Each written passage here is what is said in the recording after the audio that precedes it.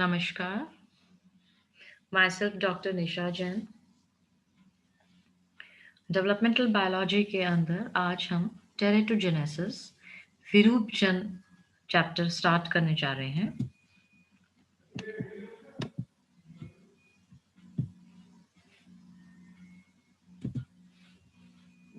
टेरेटोजेनेसिस विरूपजन या फिर हम इसको विरूपोत्पादन भी कहते हैं। बीएससी पार्ट 1 जूलॉजी के अंदर paper 3 gamete and developmental biology परिवर्धन जैविकी हम लोग कर रहे हैं और उसी के अंदर जो हमारा नेक्स्ट चैप्टर है टेरेटोलॉजी विरूपजन आज मैं स्टार्ट कर रही हूँ। इस चैप्टर के अंदर हमें introduction, types of anomalies, types of teratogens that is chemical, physical and biological, mechanism of action of teratogen, inborn errors of metabolism and few amazing facts के बारे में पढ़ना है। आइए स्टार्ट करते हैं टेरेटोजेनेसिस। टेरेटोजेनेसिस विरूपजन क्या होता है? Development of embryo is a complex and coordinate process which result in the normal individual. जब भी किसी एम्ब्रियो का डेवलपमेंट होता है उससे एक नया इंडिविजुअल बनता है, लेकिन ये एक से एम्ब्रियो का बनना या इंडिविजुअल का बनना it's not a very simple process, it is a very complex process जो कि बहुत धीरे धीरे कोऑर्डिनेट होके और पूरा होता है। और under certain conditions, sequence of events in normal developing embryo becomes deformed or abnormal. It is called as anomaly or malformation, which is visible physically and functionally. और ये जो डेवलपमेंट होता है, ये जो सीक्वेंस ऑफ इवेंट्स होती हैं developing embryo के अंदर, कभी कभी ये डिफॉर्म्ड या फिर एबनॉर्मल हो जाती है, जिसको हम एनोमली और मैलफॉर्मेशन कहते हैं, जो फिजिकली और फंक्शनली दोनों ही तरह से हमें दिखाई देती हैं। This process of development of malformed embryo is called teratogenesis developmental toxicology. ये जो प्रोसेस है डेवलपमेंट का जिसके अंदर की मेल फॉर्म्ड एम्ब्रियो बनता है, एम्ब्रियो बनने का मतलब तो एम्ब्रियोलॉजी या developmental biology, but when in this process malformed embryo is formed, then this process is called as teratogenesis. And the science which examines anomalies, malformation, birth defect is called as teratology. वो science जिसके अंदर कि हम इन anomalies को और malformation को पढ़ते हैं, बर्थ डिफेक्ट्स को पढ़ते हैं, उसको हम बोलते हैं teratology. And the agents and factors which called anomalies are called as teratogens. और वो फैक्टर्स जो इसके लिए रिस्पॉन्सिबल हैं, किसके लिए? मेल फॉर्मेशन के लिए, उनको हम बोलते हैं टेरेटोजेंस। तो टेरेटोजेनेसिस is the process of malformed embryo formation, and study of these malformed embryos is teratology, and the factors responsible for this anomalies is teratogen. I hope आपको ये डिफरेंस समझ आ गया होगा। कई बार वन वर्ड के अंदर पूछ देते हैं बेटा कि का टेरेटोजेनेसिस क्या होता है, या टेरेटोलॉजी क्या होता है, या टेरेटोजेंस क्या होते हैं। इसिडोर जॉफ्रे सेंट हिलैरी 1832 एक फ्रेंच साइंटिस्ट हैं ये। इन्होंने 1832 में सबसे पहले टेरेटोलॉजी को डिस्कवर किया था, जो कि एक ग्रीक वर्ड है जिसका मतलब होता है मॉन्स्टर या राक्षस। टेरेटा डिफॉर्म्ड एबनॉर्मल यंग वंस। इस टेरेटोलॉजी के अंदर दो तरह की एबनॉर्मलिटीज होती हैं, एक को हम बोलते हैं स्ट्रक्चरल एनोमैलीज और दूसरे को हम बोलते हैं functional anomalies. What is structural anomalies? संरचनात्मक विसंगतियां। और फंक्शनल एनोमैलीज को बोलते हैं कार्यात्मक विसंगतियां। तो दो प्रकार की विसंगतियां हैं, एक संरचनात्मक है और एक कार्यात्मक है। विसंगति, और एनोमैलीज, एनोमैलीज को हम असंगति भी कहते हैं।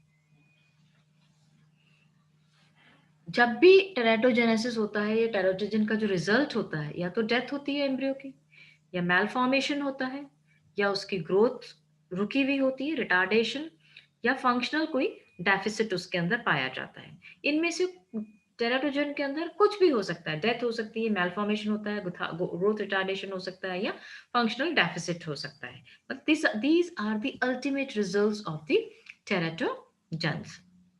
Now, this teratogenesis depends upon genotype of the fetus and maternal genome, fetus का और मदर का जेनेटिक कॉम्पोजिशन क्या है, developmental stages oblique time of exposure, कितने टाइम तक डेवलपमेंटल स्टेज का एक्सपोजर हुआ है, dose and duration of exposure, specific ways in which a teratogen acts on the developing cells, and manifestations of abnormal development, death, malformation, growth retardation and functional disorders. ये आप देखिए, जैसे एक baby है, उसके अंदर अगर टेराटोजेनेसिस होता है तो किस तरह से मैलफॉर्मेशन हो सकती है। उसके सेंट्रल नर्वस सिस्टम के अंदर 3rd वीक के अंदर टेराटोजेनेसिस हो सकता है। Year 4.5 to 20 weeks. टीथ पे इफेक्ट हो सकता है 6.5 से फुल टर्म तक। पैलेट के ऊपर 1/4 to 16 weeks. Upper lips 4.5 to 9 weeks पर। External genitalia week 7 to full term. Lower limb के अंदर 4.5 to 9। Heart 3.5 to 9। Eyes weeks 4.5 to full term. तो इस ड्यूरेशन के अंदर अगर कोई डेवलपिंग एम्ब्रियो के ऊपर इफेक्ट होता है तो इन इन चीजों के ऊपर वो इफेक्ट आ सकता है। मेजर कैटेगरीज जो होती हैं वो टेराटोजन की, हम उनको 3 पार्ट में डिवाइड कर दिया। केमिकल फैक्टर्स जो टेराटोजन करते हैं, फिजिकल फैक्टर्स और बायोलॉजी फैक्टर, ये रिस्पॉन्सिबल है टेराटोजेनेसिस के लिए या विरूपजन के लिए। सबसे पहले अगर मैं बात करूं chemical factors, chemicals in medicines, nicotine, guanine, hydroxy, urea, thalidomides, alkaloids, caffeine, morphine, ये कुछ मेडिसिन हैं जो अगर प्रेग्नेंट वीमेन ले लेती है तो उसके अंदर बच्चा एबनॉर्मल पैदा होने के बहुत चांसेस रहते हैं। कमर्शियल टॉक्सिकेंट्स के अंदर फंजीसाइड्स, इंसेक्टिसाइड्स एंड हर्बिसाइड्स, अगर गर्भवती माँ इन सब फंजीसाइड, इंसेक्टिसाइड और हर्बिसाइड के कांटेक्ट में आ जाती है तो उसके एम्ब्रियो के अंदर टेराटोजेनेसिस होने के पूरे चांसेस रहते हैं। Heavy metals, Mercury, selenium, strontium, अगर ये मेटल मदर के अंदर कंज्यूम हो गए तो भी पूरे चांसेस हैं टेराटोजेनेसिस के।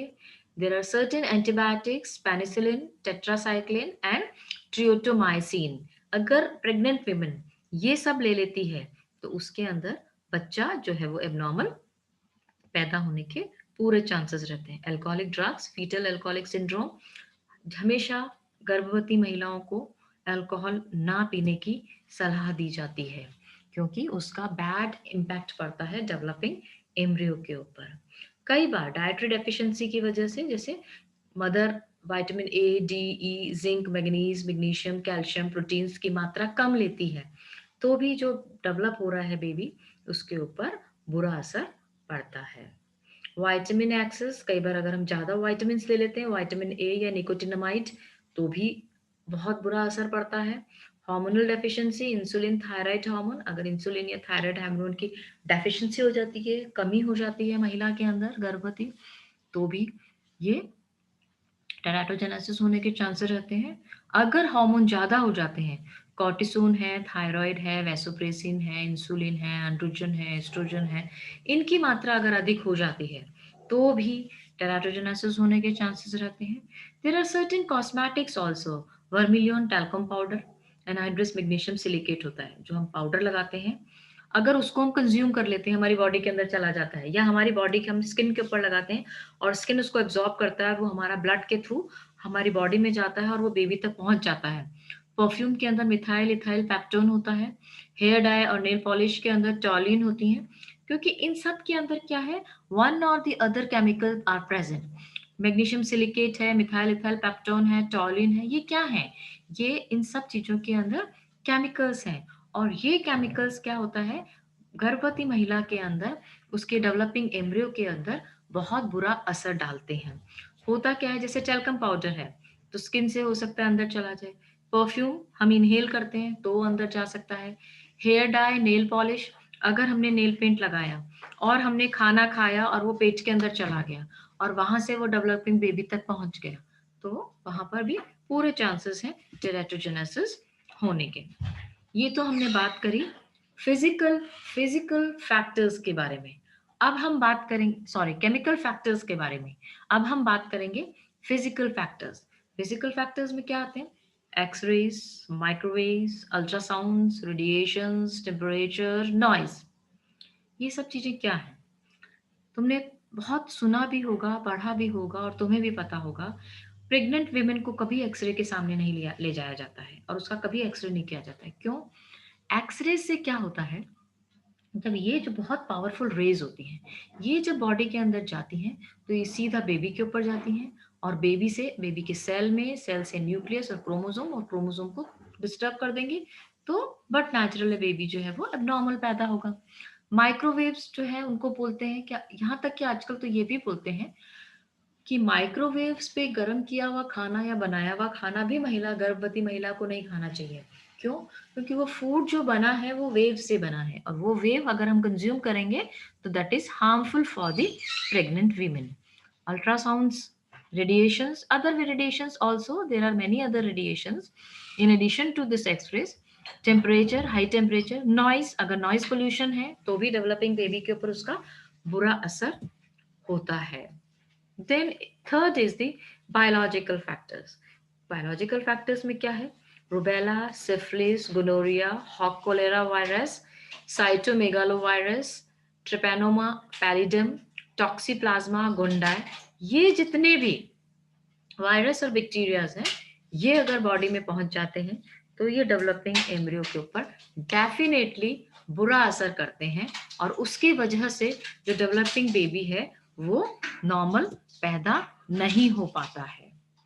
तो ये मैंने इस चैप्टर को आज आपको physical, chemical and biological factors के बारे में बताया।